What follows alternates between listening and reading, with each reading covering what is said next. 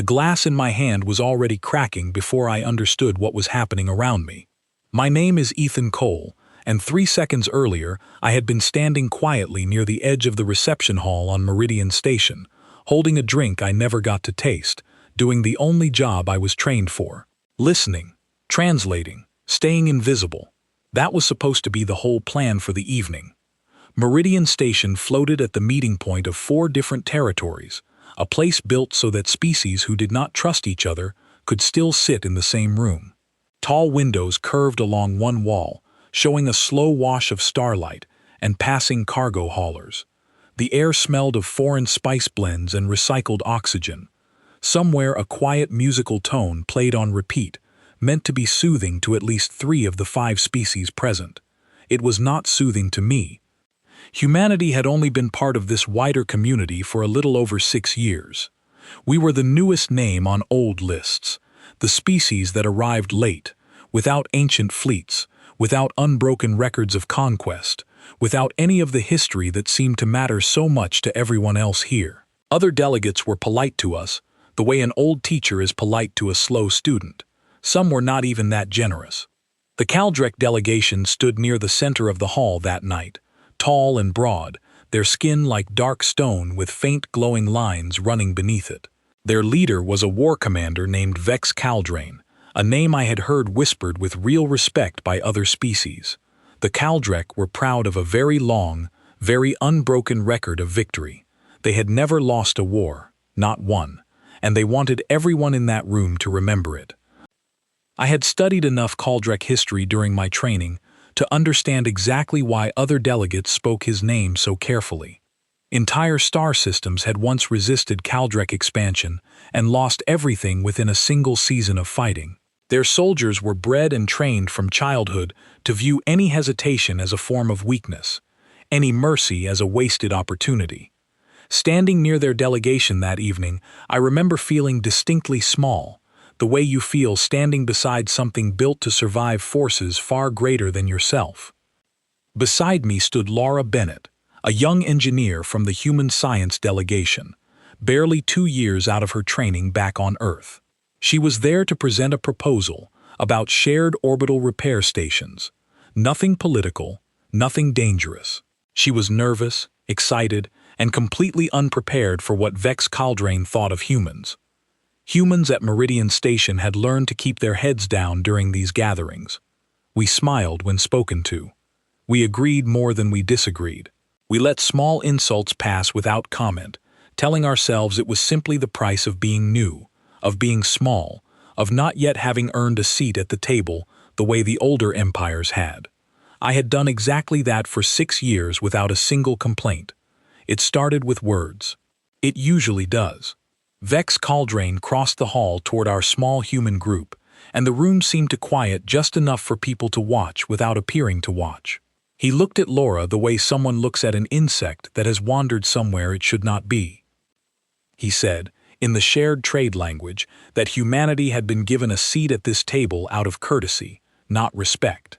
He said we had no true history of war, so we could not understand what real strength looked like.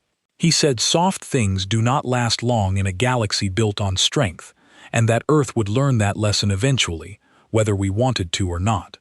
I was already moving to translate his words more gently, softening the edges the way a good translator does, when he did something I did not expect.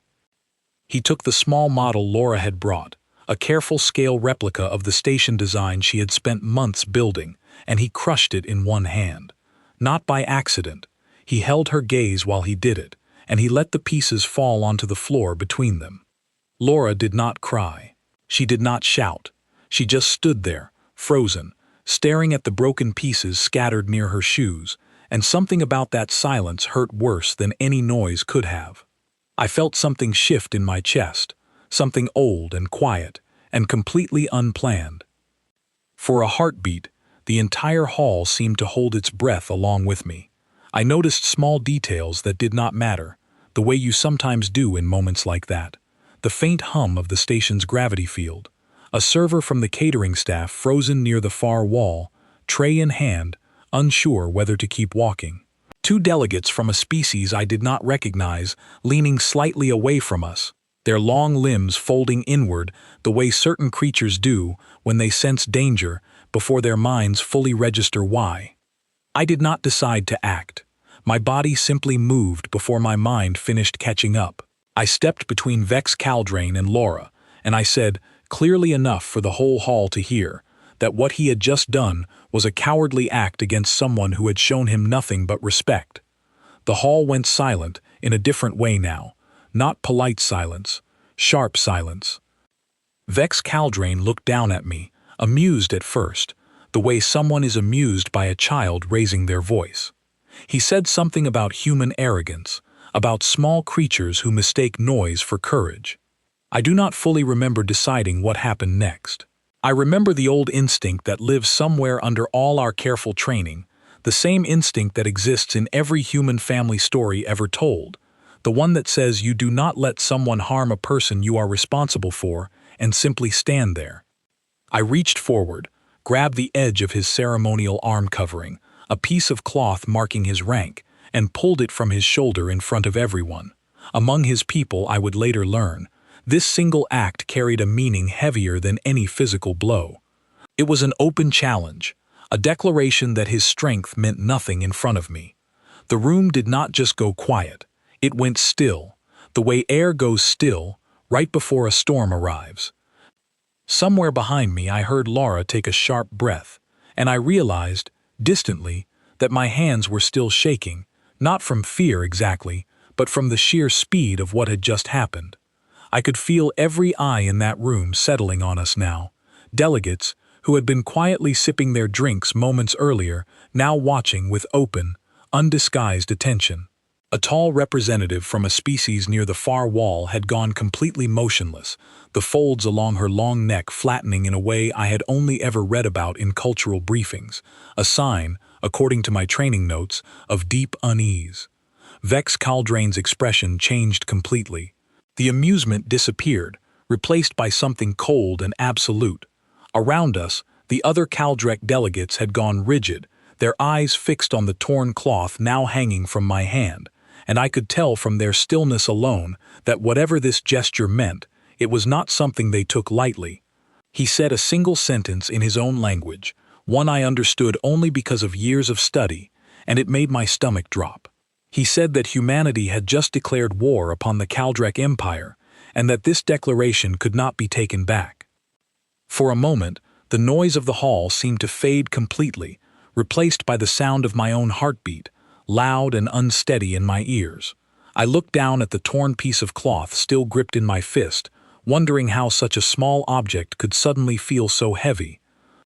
I remember laughing, a short, nervous, disbelieving sound, because surely this was some kind of misunderstanding. Surely a torn piece of cloth and a few angry words could not possibly mean actual war. I opened my mouth to explain, to apologize, to somehow undo whatever had just happened. But the other delegates in the room were already moving, not toward us, away from us, quietly, quickly, the way people move away from a fire they have just noticed. An older diplomat from the Severan delegation, a species known for careful thought rather than quick action, caught my arm as he passed. His voice was low, almost gentle, almost pitying. He said, "Young human, you have no idea what you have just done." I wanted to tell him he was overreacting. I wanted to laugh it off, to say this was simply a misunderstanding between two tired people at the end of a long, difficult evening. But something in the way he looked at me, something patient and sorrowful at the same time, kept the words trapped in my throat. Behind him, I noticed the catering staff quietly clearing the room, moving faster than protocol usually allowed, and a station attendant near the main doors, speaking urgently into a small communication device, glancing back toward us every few seconds. I looked back at Laura, who was still staring at the broken pieces of her model, and then at Vex Caldrain, who had already turned to speak urgently with his own people, and then at the emptying hall around us.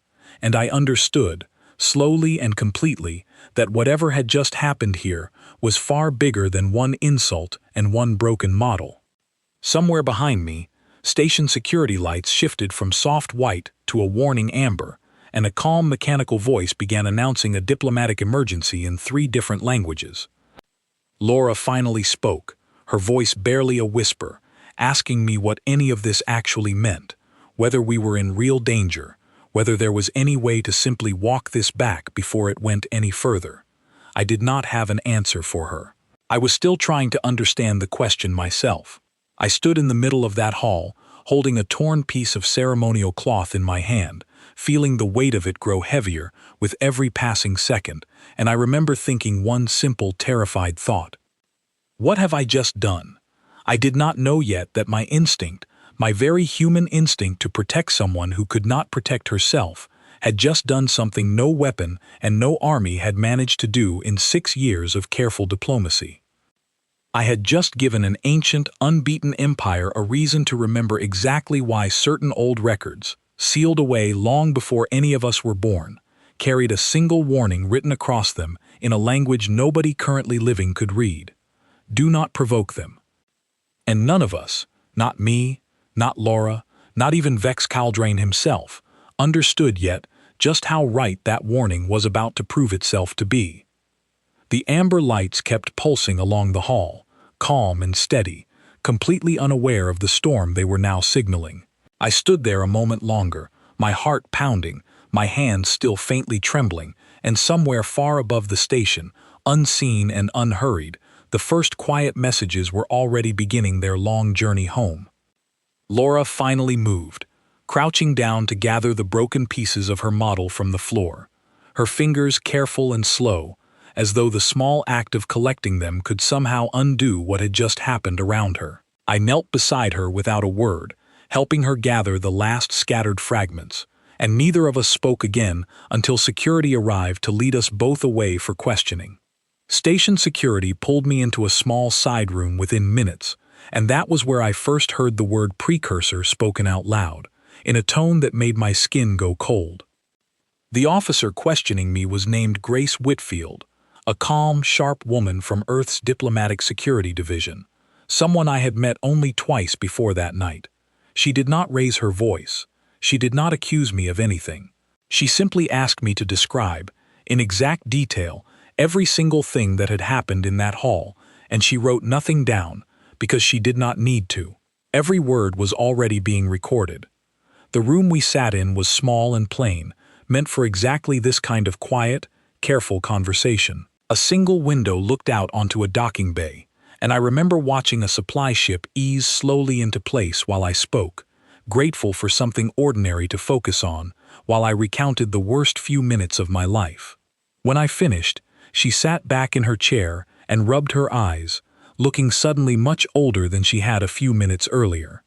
She told me that the moment I tore that ceremonial cloth from Vex Caldrain's shoulder, station systems automatically flagged the incident under a very old, very rarely used classification shared across nearly every species in this part of the galaxy. It was not a human classification. It was not even a Caldrec one. It came from something far older, a filing system built by a species that no longer existed, a species everyone simply called the Architects. I asked her what the Architects had to do with any of this. She said that thousands of years ago, long before humans had even discovered fire, the Architects had traveled across a huge portion of this galaxy, observing countless young species, deciding which ones were safe to leave alone, and which ones needed careful watching. Most of their records had been lost or forgotten over time, but a small number of files still existed, passed down species to species, treated less like history and more like superstition. One of those files, she said, had humanity's name on it. I laughed, because it seemed impossible. Humanity had barely left our own solar system a few centuries ago. We had no ancient empire, no fleet older than a few decades. How could a species that vanished long before recorded human history possibly have anything written about us? Grace did not laugh with me. She simply said that the file did not describe what humanity had already done.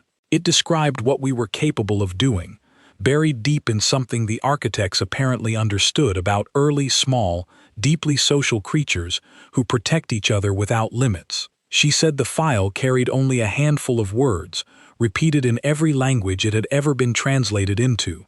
Do not provoke them. Let them remain unaware of what they truly are. She explained that the file had been passed carefully between generations of archivists, treated more like a fragile artifact than a genuine warning, because no species alive had ever witnessed anything to justify taking it seriously. Some scholars believed it referred to a species that had long since gone extinct. Others assumed it was simply a translation error, a warning meant for some other creature entirely, mistakenly attached to the wrong file over thousands of years of careless copying. Nobody, she said, had ever imagined it might be describing us. I sat there in silence, trying to process the idea that some ancient warning, aimed at my own species, may have just quietly triggered itself because of a broken model and an insult in a crowded hall. Grace told me that word of the incident had already reached other delegations across the station, and that several of them, species I had personally worked alongside for years, were now quietly requesting transport away from Meridian Station entirely. Not in panic. In careful, deliberate haste, the way people leave a building when they smell smoke long before they see any fire. I asked her why species who had nothing directly to do with this conflict would bother leaving at all. She said it was simple caution, built from generations of careful survival instinct. Whenever an old warning like this one resurfaced, even distantly, even secondhand, species who had lived long enough to remember older cautionary tales preferred to place distance between themselves and whatever came next, rather than risk becoming an accidental witness to something they did not yet understand. I asked her what happened next. She looked at me directly and said something I will never forget. She said, "Ethan, it is not what happens to you next that worries me. It is what is about to happen to all of us, because your government back home has already been notified, and reflexes like this do not stay contained to one person." I asked her, half joking, half desperate, whether there was any way to simply undo what had happened, to send a formal apology, to smooth things over the way diplomacy usually allowed.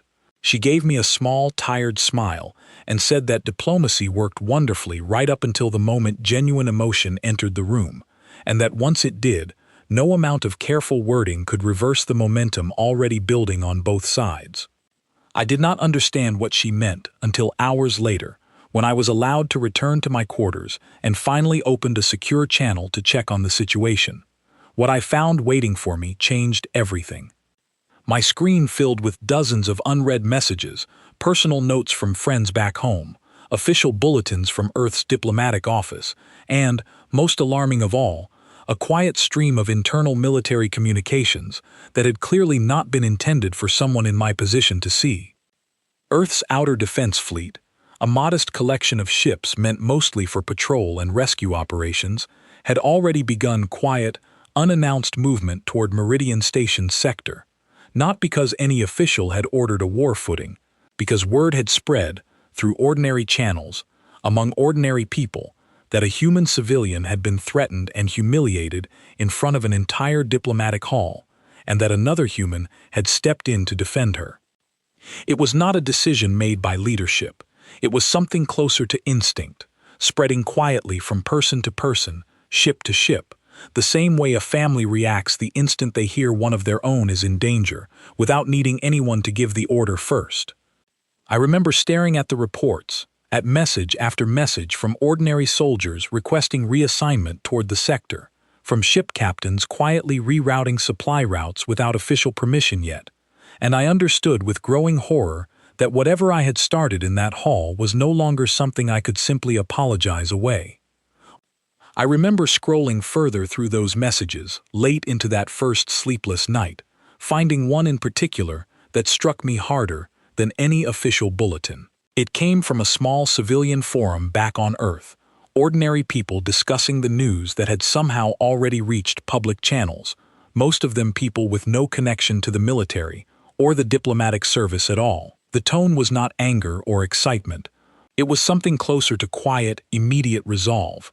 Message after message simply saying some version of the same thing, that if one of ours was threatened out there, then of course our people would respond, as though there was truly no other option worth considering. Meanwhile, on the other side of the station, the Kaldrek Empire was reacting in an entirely different manner. Vex Caldrain, humiliated in front of witnesses from 4 separate territories, had already dispatched an emergency message home, demanding that his empire respond with overwhelming force to restore his honor and remind the wider galaxy exactly why Kaldrek victories had remained unbroken for centuries.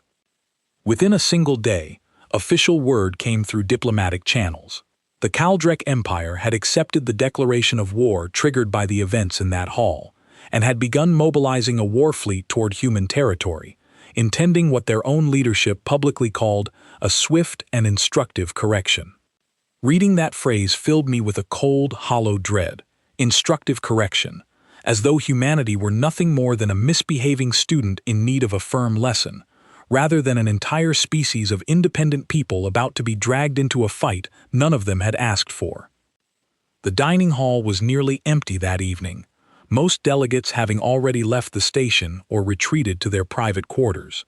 The quiet made every small sound feel louder, the soft clink of untouched utensils, the low hum of distant machinery, the occasional announcement drifting faintly through the corridors outside. I sat with Laura that evening, the two of us sharing a quiet meal, neither of us really touched, and she asked me softly whether this was somehow her fault, whether she should have simply stayed quiet when Vex Caldrain approached her. I told her, honestly, that none of this was her fault. I told her the fault, if there truly was any single point where it began, rested with me, with an instinct I did not think through before acting on it. She looked at me for a long moment and said something quiet that stayed with me through everything that followed. She said maybe the problem was never that you acted without thinking.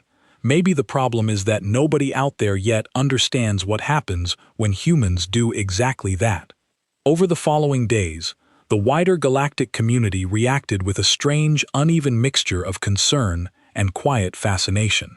Several older species, ones who had encountered fragments of architect records before, began withdrawing their own citizens and assets from anywhere near projected combat zones, citing standard neutrality protocols.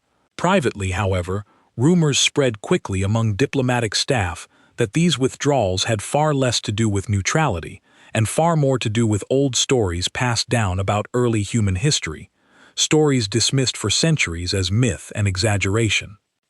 He was a small, careful man with pale gray eyes and a slow, deliberate way of speaking, the kind of voice that made you lean forward and listen closely rather than interrupt.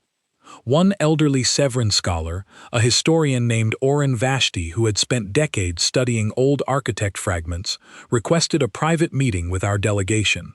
He told us, calmly and directly, that his own species held partial records describing something ancient architect observers had once called the protective instinct anomaly, a pattern noted repeatedly among early human behavior. He said the architects had documented humans defending injured strangers, sacrificing personal safety for people they had only just met, forming bonds strong enough to override every basic instinct for self-preservation. He said the architects had considered this instinct fascinating and deeply, deeply dangerous, especially once paired with even modest technological ability. He showed us a small translated fragment on his data device, an old architect note describing a young species observed defending injured members of a rival group during a natural disaster, receiving nothing in return, expecting nothing in return, simply acting because someone nearby needed help. The fragment ended with a single line the architects had apparently repeated across several separate records concerning us. It read, "This pattern shows no limit we have yet been able to measure." Reading those words sent a slow chill through me that had nothing to do with the station's climate controls. I asked him plainly whether he believed humanity was actually as dangerous as these old records suggested. He looked at me with something between curiosity and quiet worry, and said he did not know for certain, because dangerous was the wrong word entirely. He said the correct word, based on what little the architects left behind, was unstoppable, once triggered by the wrong kind of provocation. In the days between Oren Vashti's warning and the official declaration of war, I found myself pulled into a strange series of quiet meetings with delegates from species who had previously barely acknowledged my presence at the station. A representative from a distant trading consortium, Someone I had exchanged perhaps 3 polite sentences with over the course of 2 years, requested a private conversation simply to ask what I remembered feeling in the moment I confronted Vex Caldrain.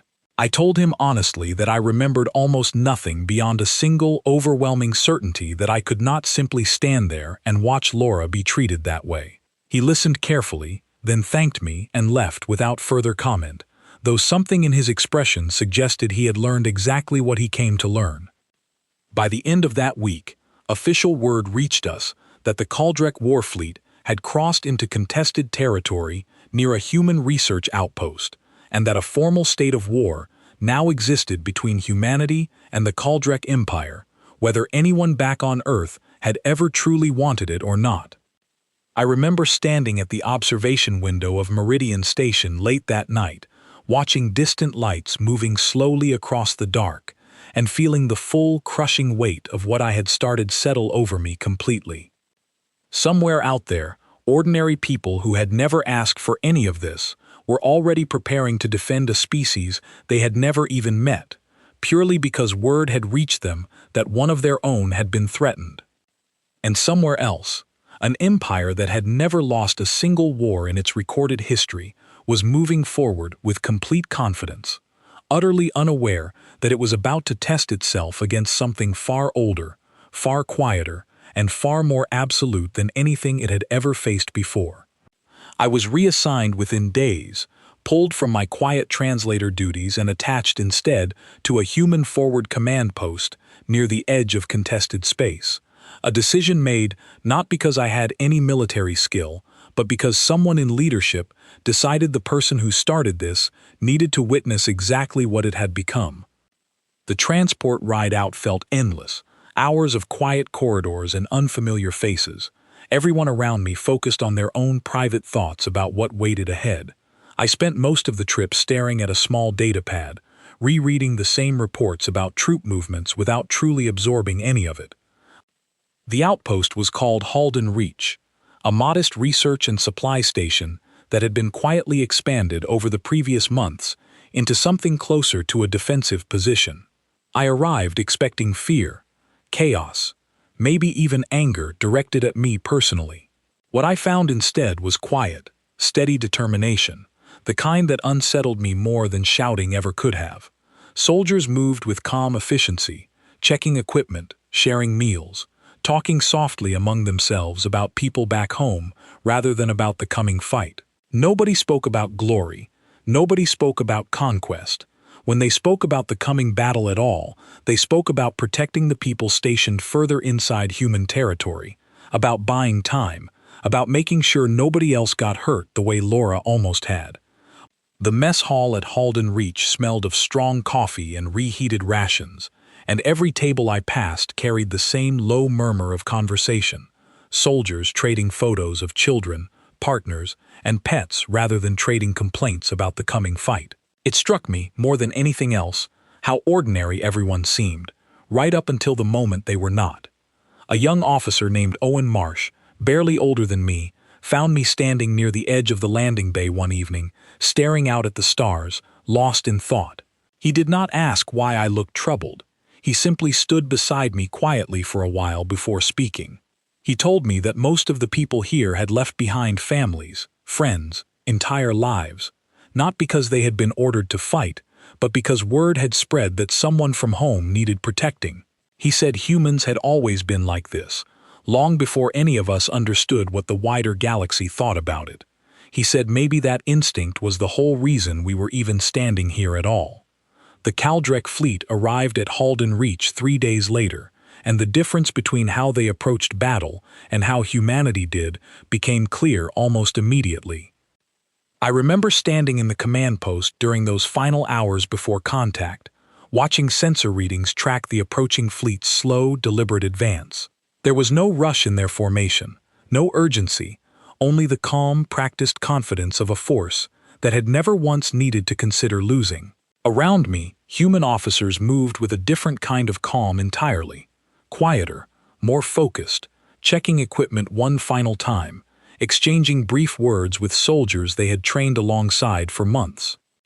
Caldrek forces moved with rigid formation, broadcasting formal warnings and ritual challenges before engaging, following patterns of warfare built over centuries of tradition, expecting their opponents to either surrender honorably or fight according to familiar, predictable rules. Human forces did neither. There was no formal response to their warnings, no ritual acceptance of challenge. Instead, small defensive positions activated almost silently, coordinated through quiet communication between soldiers who had trained together, eaten together, and clearly trusted each other completely. Every movement felt less like a formal battle and more like a group of people quietly, efficiently protecting something precious, refusing to waste a single unnecessary motion. I watched from a secured section of the command post as the first exchanges began, and I noticed something that seemed to confuse the Kaldrek forces almost immediately. Human ships and ground units did not retreat when damaged, not out of stubborn pride, but because retreating would have left another position exposed, another group of people vulnerable. Soldiers continued fighting through injuries that would have ended most battles instantly, not out of anger, but out of quiet refusal to let the person beside them stand alone. A Kaldrek communication, intercepted and translated for our command staff, revealed genuine confusion among their own leadership. Their commanders repeatedly asked why human forces continued fighting past the point where surrender should have logically occurred. They could not understand troops holding damaged positions purely to protect wounded companions still being evacuated behind them. One particular exchange stayed with me for a long time afterward. A Kaldrek officer, reportedly baffled after reviewing footage of a human squad refusing to abandon a disabled transport carrying wounded crew, asked his own translator to confirm there had been no strategic reason for the decision, no hidden resource worth protecting, nothing beyond the simple fact that people were still inside. When told there was nothing else, he apparently sat in silence for several minutes before ordering his own forces to pull back and reassess. Owen Marsh, standing beside me during one particularly tense exchange, said quietly that the Kaldrek were used to fighting for honor, for tradition, for unbroken records of victory. He said humans were not fighting for any of that. He said we were simply fighting because someone we cared about was standing right behind us, and that changes everything about how far a person is willing to go. Days turned into weeks, and the pattern repeated itself across multiple engagements. The Kaldrek Empire, accustomed to opponents who calculated losses and retreated at reasonable thresholds, found itself facing human forces who recalculated nothing, who simply kept moving forward or holding firm for as long as it took to keep each other safe. I began keeping a quiet record of my own, small notes scribbled during long nights in the command post, not for any official report, but simply because I needed somewhere to put everything I was witnessing. I wrote about soldiers sharing rations with wounded prisoners rather than leaving them behind. I wrote about pilots risking damaged engines to circle back for a single stranded crew member. None of it read like the war stories I had grown up hearing. It read like something quieter, sadder, and somehow far more determined. Other species watched from careful distances, exchanging quiet reports through diplomatic channels. Several neutral observation posts near the contested border began recording and sharing footage of the engagements, not for propaganda, but out of genuine scholarly curiosity about a pattern of behavior none of them had ever documented so clearly before. Oren Vashti, the elderly Severan scholar, sent word to our delegation describing what he called a rediscovery playing out in real time, an ancient pattern the architects had documented long ago finally being witnessed firsthand by a generation that had dismissed it as myth. I remember reading one particular report from a distant observation post describing a human medical evacuation team that continued pulling wounded soldiers from an active combat zone long after standard protocol would have called for withdrawal. The report noted, almost with disbelief, that team members took turns shielding each other from incoming fire, rotating exposure automatically, without any command ever being given, purely because none of them were willing to let someone else take on more risk alone. The Kaldrek Empire's official communications, translated and shared quietly among allied species, began shifting in tone. Early messages had spoken confidently about correcting human insolence quickly. Later messages spoke instead about unexpected resistance, about troop morale affected by what their own soldiers described as fighting against something that did not behave the way any previous enemy had. I felt the weight of every report, every message, every quiet update from the front lines, because I understood clearly that all of it traced back to one torn piece of ceremonial cloth in a crowded hall. And yet, watching human soldiers fight not for pride or territory, but simply to protect each other, I began to understand something Grace Whitfield had tried to explain to me back on Meridian Station. This was never truly about conquest. It never had been. It was something far older, far simpler, and far harder for anyone outside our species to fully predict. One evening, near the end of that difficult stretch, Owen Marsh received word that his younger brother, stationed at a different defensive position several systems away, had been seriously injured during a Kaldrek assault. He did not ask for reassignment. He did not request leave. He simply asked our command post to redirect emergency supplies toward his brother's position, then returned quietly to his own duties without another word about it. I found him sitting alone near the supply depot after his shift ended, staring quietly at a small photo displayed on his data device, a picture of himself and his brother standing together somewhere green and sunlit, a place that felt impossibly distant from the cold metal corridors surrounding us now. Later that night, I asked him privately how he could remain so calm knowing his brother was hurt, and he could do nothing directly to help. He looked at me for a long moment before answering. He said that every single person fighting alongside him right now understood exactly what that felt like, because nearly everyone here had someone back home they were terrified for. He said that shared fear, rather than breaking them apart, had somehow bound them together even tighter, transforming worry into quiet, relentless resolve. He said the Kaldrek Empire had entered this conflict expecting a quick, disciplined correction of an insolent young species. Instead, they had unknowingly stepped into the middle of a family defending its own, and families, he said softly, do not calculate losses the way empires do. I remember asking him if he was ever afraid, given everything happening around us. He considered the question honestly rather than brushing it aside.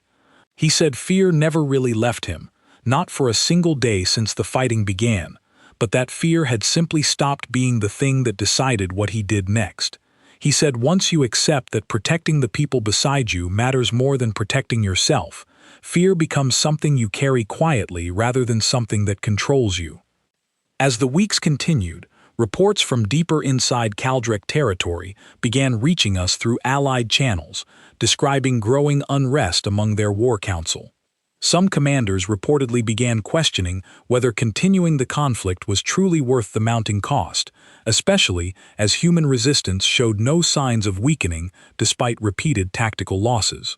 One intercepted message, shared cautiously among Allied command staff, described a senior Kaldrek strategist, admitting privately that his people had never once faced an opponent who treated retreat as a greater failure than injury itself.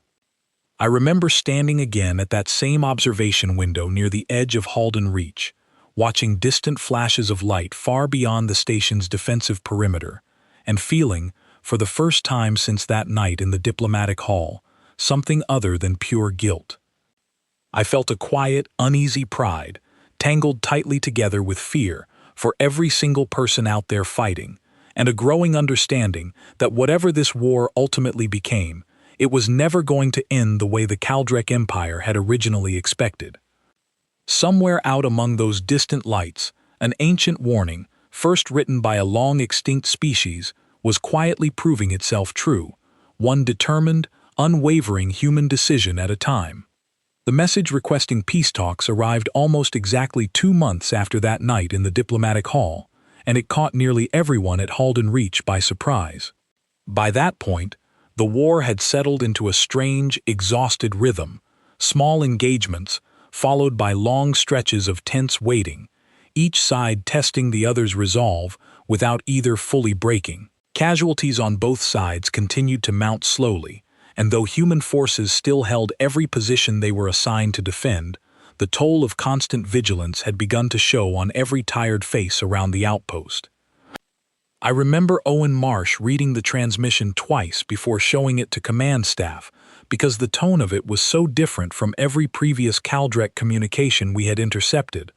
Gone was the confident, formal language demanding correction and honor. In its place was something careful, almost hesitant, requesting a formal meeting to discuss terms for ending hostilities.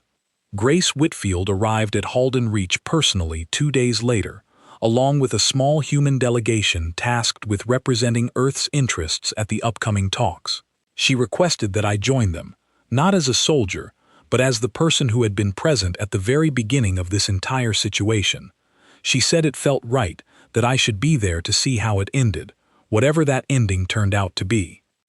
Before we departed, Grace gathered our small group together to discuss exactly what terms Earth intended to bring to the negotiating table. I remember expecting a long list of demands: territory to be surrendered, resources to be claimed, perhaps even some formal punishment for Vex Caldrine personally.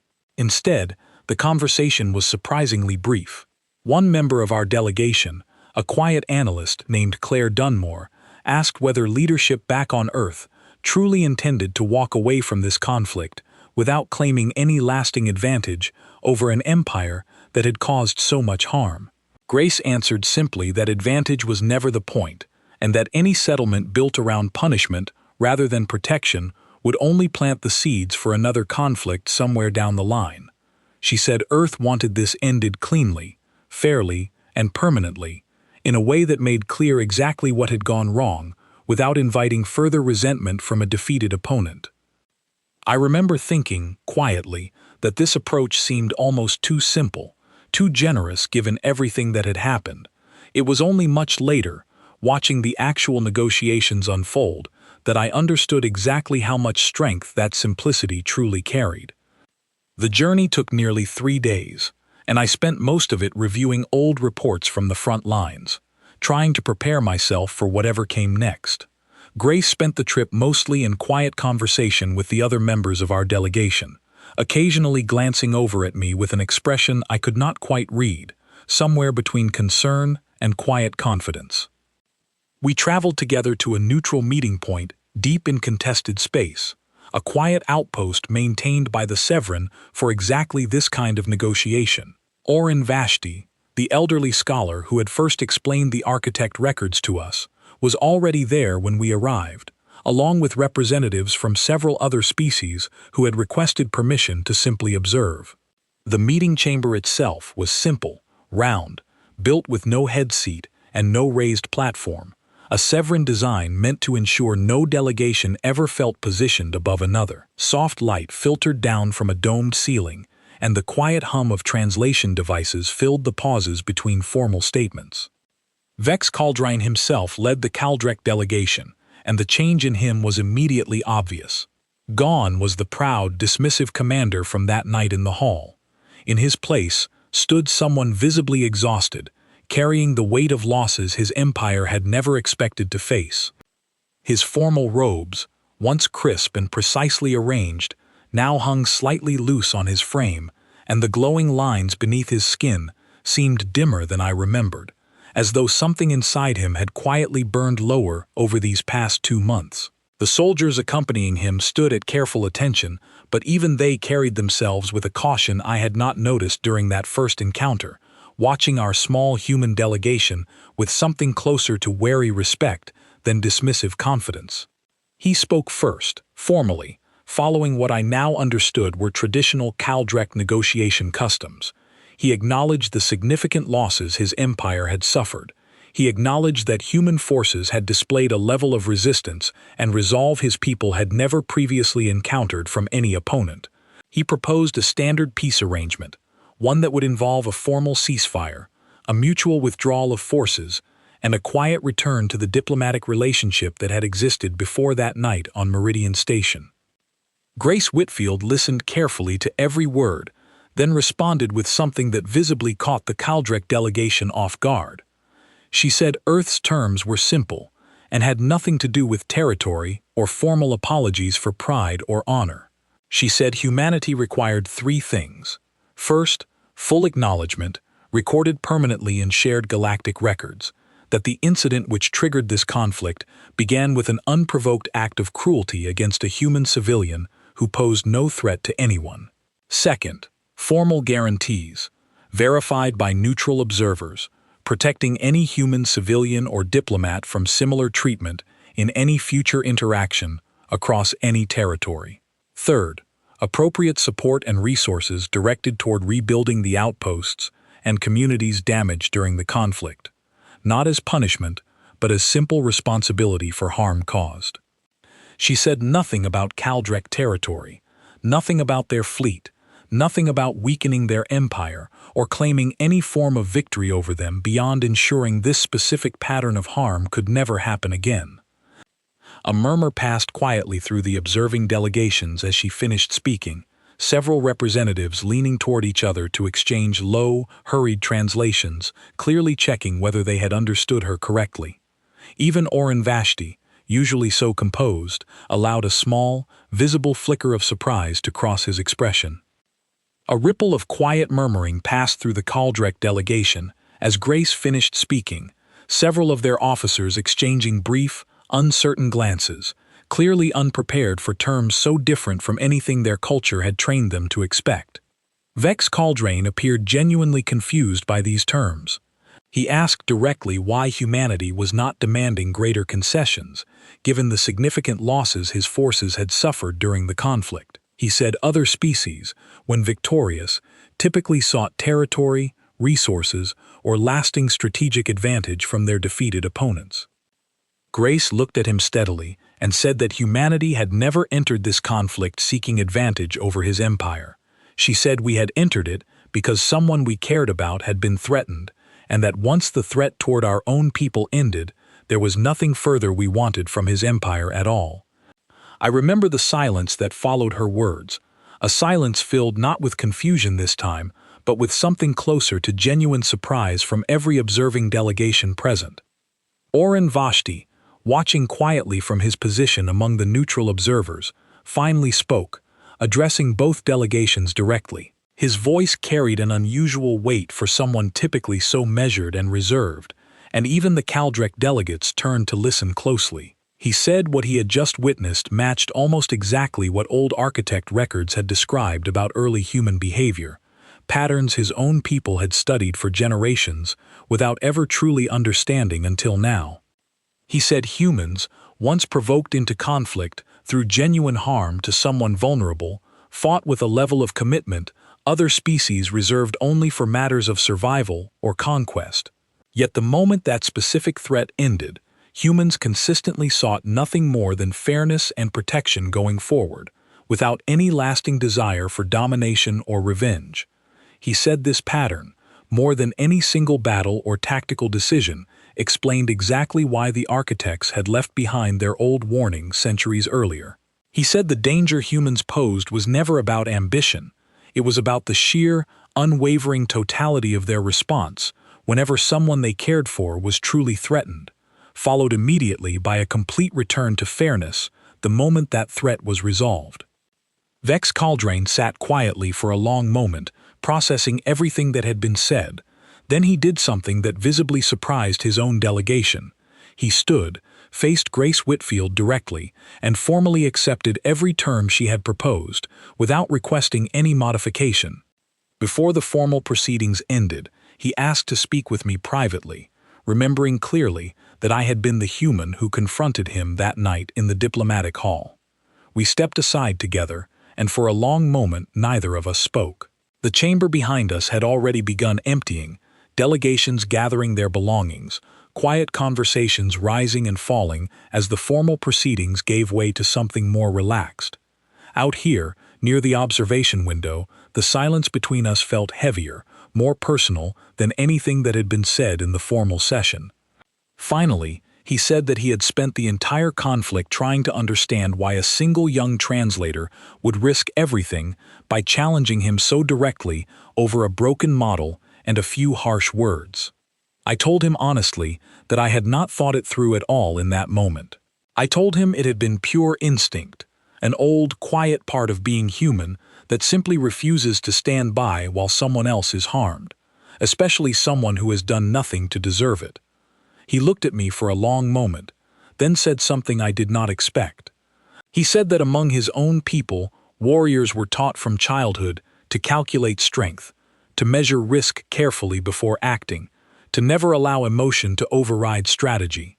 He said watching human forces fight, watching soldiers protect wounded companions without any regard for calculated risk, had forced him to question everything he believed about what true strength actually meant.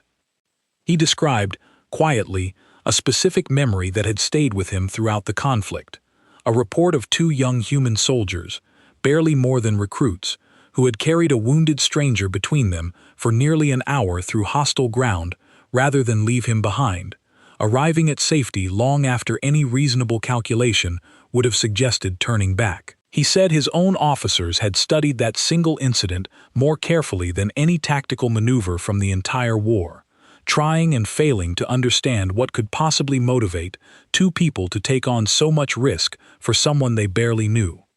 I told him quietly that I did not consider what happened during this conflict to be a display of strength in the way his people understood it. I told him it was simply what happens when people care deeply enough about each other that walking away is no longer something they are capable of considering, no matter the cost. He nodded slowly, then said something that I suspect he intended as both an apology and a warning to his own people. He said his empire had entered this conflict believing they understood the true measure of an opponent's strength. He said they now understood that some strength cannot be measured through tradition or calculation at all, because it comes from something far simpler and far harder to defend against: the simple, absolute refusal to abandon someone you care about. As the formal ceremony concluded and both delegations began preparing to depart, I noticed something quietly remarkable happening among the other observing species present. Representatives from at least 4 different territories requested private meetings with our human delegation before we left, each one asking careful, respectful questions about human history, human culture, and the instincts that had driven our response throughout this entire conflict.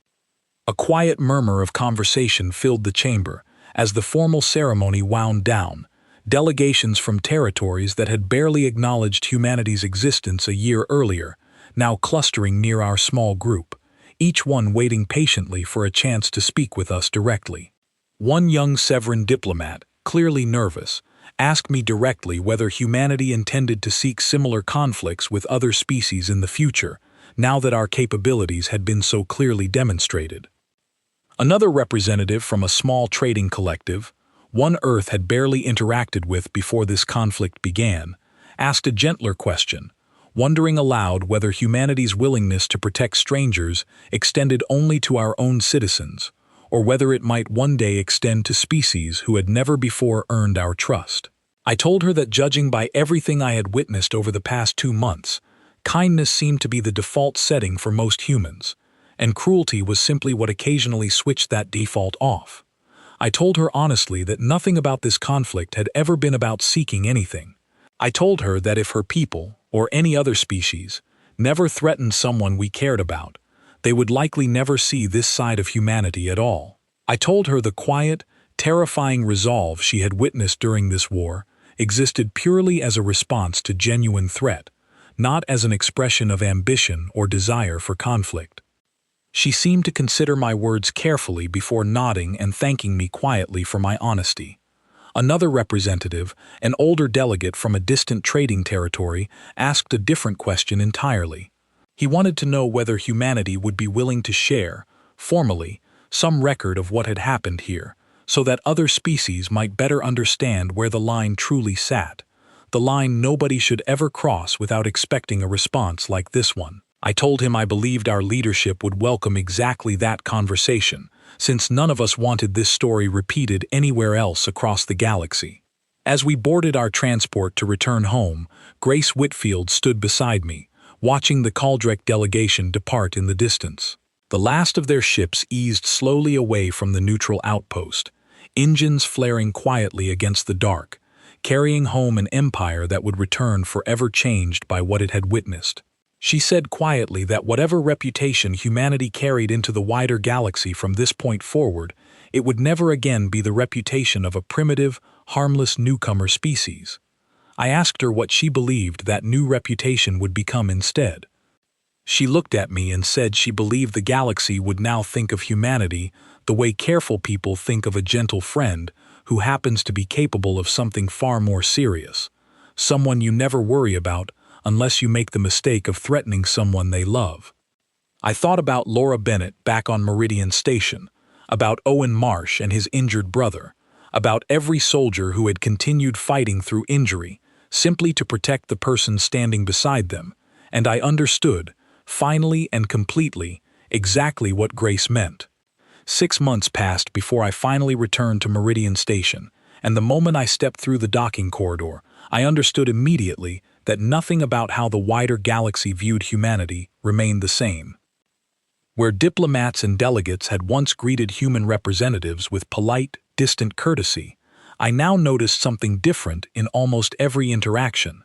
A careful attentiveness, a quiet, measured respect that had not existed before.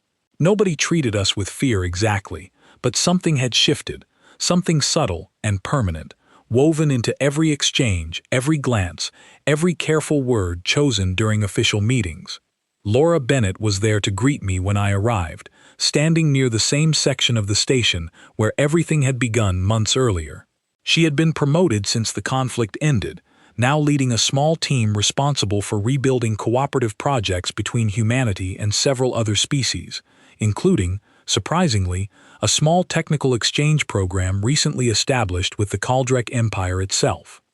She looked healthier than when I had last seen her, her nervous energy from that first night replaced by something steadier and more confident.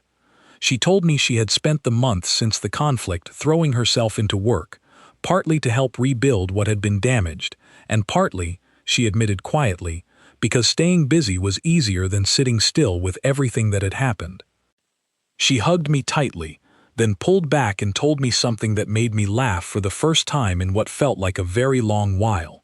She said her rebuilt station design, the one Vex Caldrine had crushed that night, was now on permanent display in a small memorial hall near the diplomatic wing, a quiet reminder of exactly how much could change from one small, painful moment. Grace Whitfield met with me privately later that same day, updating me on everything that had happened across the wider galactic community during the months I had spent recovering quietly back on Earth.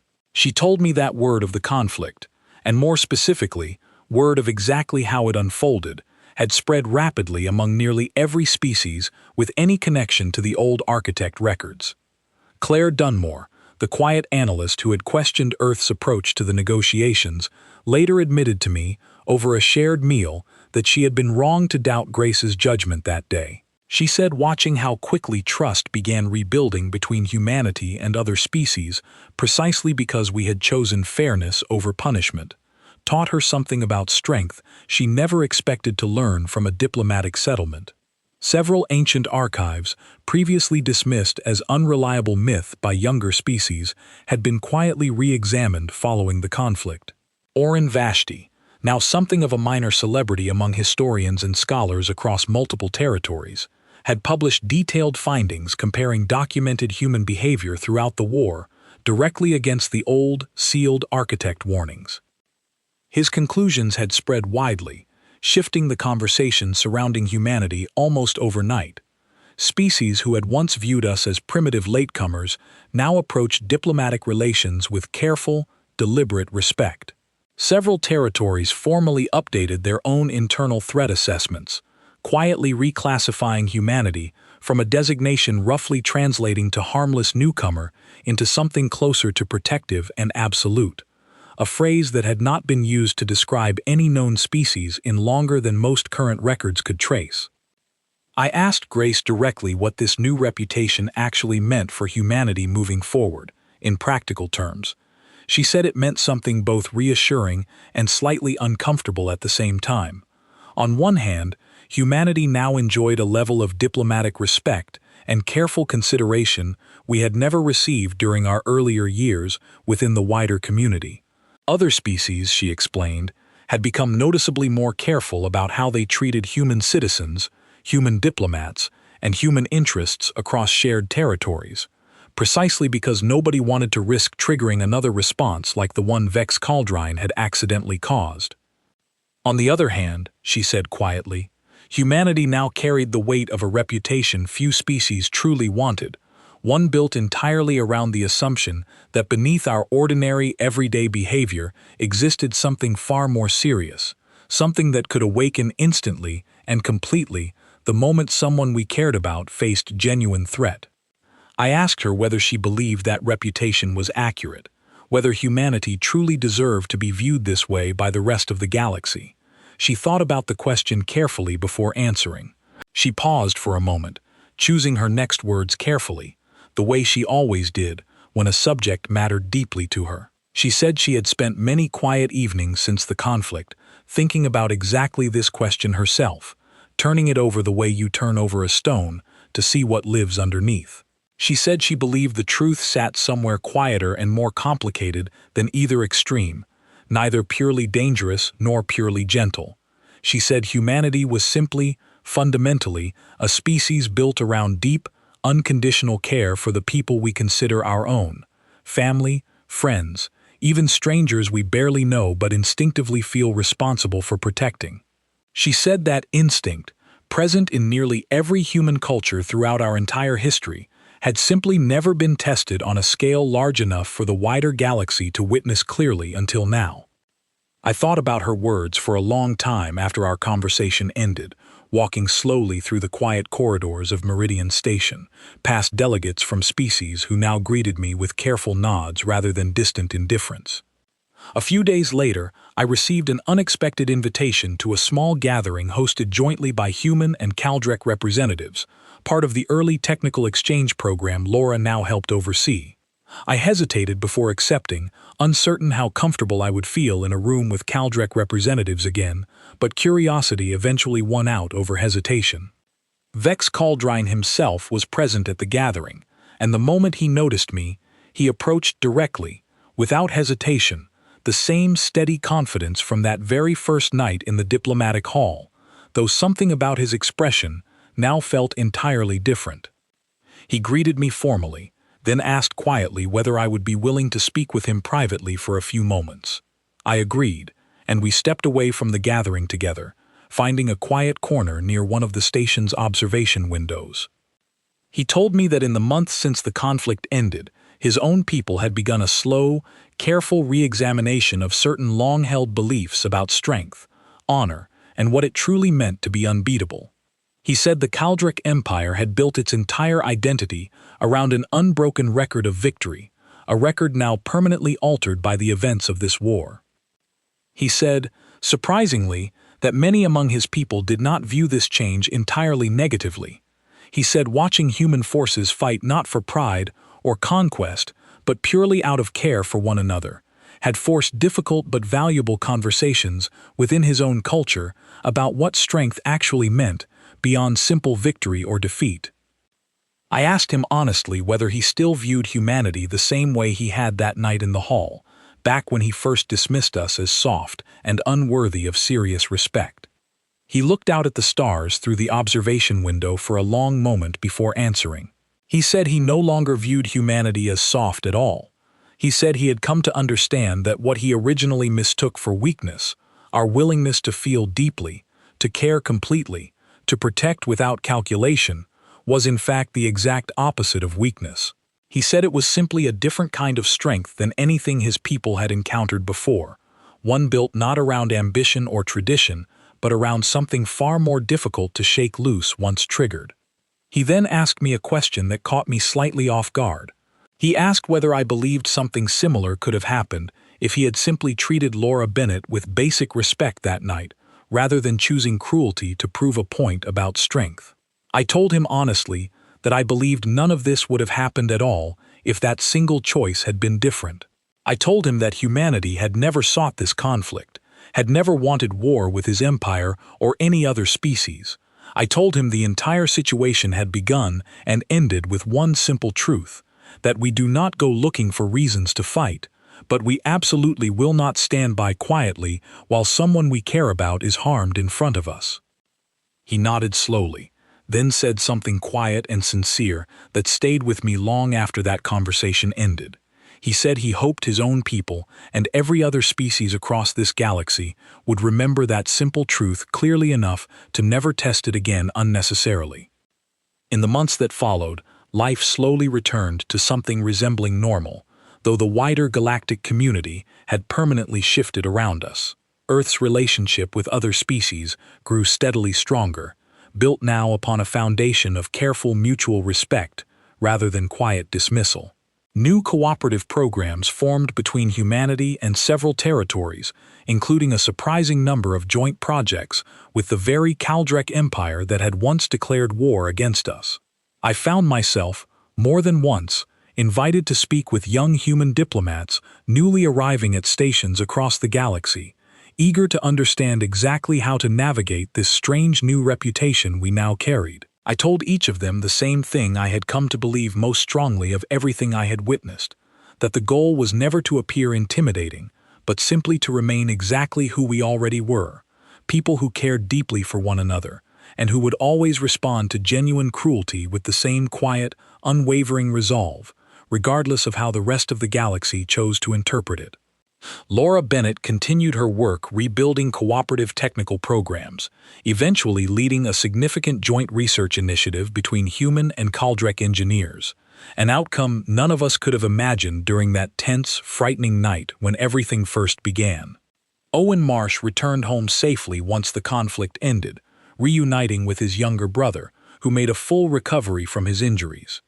I received occasional messages from him over the following months, quiet updates about ordinary civilian life, a life he clearly cherished all the more deeply after everything the war had cost so many families across human territory.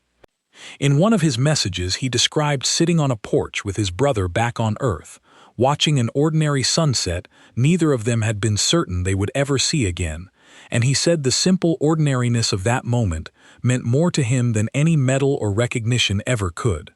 Reading his words, I understood something quietly important, that for most of the people who fought this war, the true reward was never victory itself, but simply the chance to return to the small, quiet lives they had been protecting all along. Grace Whitfield remained deeply involved in diplomatic relations moving forward, often representing Earth during increasingly important negotiations with species who now approached humanity with careful curiosity rather than casual dismissal. As for me, I eventually returned to translation work, though my role within the diplomatic community had changed permanently. I was no longer simply an invisible presence quietly softening words between species. I had become, whether I fully wanted the responsibility or not, a quiet symbol of exactly how quickly ordinary human instinct could shift the entire balance of relationships across an enormous, ancient galactic community. I often thought back to that single moment in the diplomatic hall, the instant I stepped between Vex Caldrain and Laura Bennett without fully considering the consequences of my actions. I understood now, with complete clarity, that this single moment had permanently altered how an entire galaxy viewed my species. Late one evening, sitting quietly near the same observation window where Vex Caldrain and I had spoken privately months earlier, Oren Vashti found me, carrying with him a small data device containing his complete published research regarding the architect records and human behavior throughout the conflict. He asked whether I would be willing to record a personal account of everything I had witnessed, from that very first night in the hall through the eventual peace negotiations, to be preserved alongside his formal historical research for future generations, both human and otherwise. He told me his research had already been shared quietly among several archive networks across Allied territories, and that scholars from at least 2 other species had reached out requesting permission to translate his findings into their own languages, eager to understand exactly what separated humanity's behavior from every other species they had previously studied. I agreed, though I told him honestly that I still felt a quiet, lingering discomfort whenever I thought back to how everything began. I told him that despite the peaceful resolution, despite the strengthened relationships now forming across multiple territories, I still carried the weight of knowing my own instinctive reaction had triggered so much loss and hardship for so many people. He listened carefully, then offered a perspective I had not fully considered before. He said the true lesson of everything that happened was never really about conflict or war at all. He said the deeper lesson, the one future generations would hopefully remember most clearly, was that genuine care for another person, when tested against genuine cruelty, will always eventually reveal itself completely, regardless of how carefully that care remains hidden during ordinary, peaceful days. He said humanity had not proven itself dangerous through this conflict. He said we had simply proven, clearly and completely, exactly how far our care for one another truly extends once someone crosses the line of causing real harm to someone we consider our own. I thought about his words for a long time after he left that evening, watching quiet lights drift slowly past the station's observation window, distant ships carrying people from countless different species, all now living within a galaxy that understood humanity a little differently than it had only a year earlier. I thought about Laura, about Owen, about Grace, about every soldier who fought not for pride or conquest, but simply to protect the person standing beside them. I thought about Vex Caldrain, standing quietly beside me at that same window months earlier, admitting openly that his understanding of true strength had been forever changed by watching humanity respond to genuine threat. And I thought, finally, about that single torn piece of ceremonial cloth, still kept carefully in a small case within my quarters, a quiet reminder of exactly how quickly one small, instinctive act of protection could ripple outward, reshaping relationships across an entire galaxy. Before returning to my quarters that night, I stopped by the small memorial hall Laura had mentioned earlier, where her rebuilt station model now stood quietly on display. Beside it hung a simple plaque, listing nothing more than the date of the incident and a short description of what it had come to represent. Standing there alone in the quiet hallway, I found myself grateful, in a strange and complicated way, that something so painful had ultimately led to something worth preserving. I did not know what future challenges humanity might eventually face among the wider community of species surrounding us. I did not know whether another conflict, born from another moment of instinct, might someday test us again in ways we could not yet predict. What I did know, standing quietly at that window with the weight of everything behind me, was simple and steady. If that moment ever came again, if someone we cared about ever faced real, genuine harm at the hands of another species, convinced of their own unquestionable strength, humanity would respond exactly the same way we always had, quietly, completely, and without hesitation.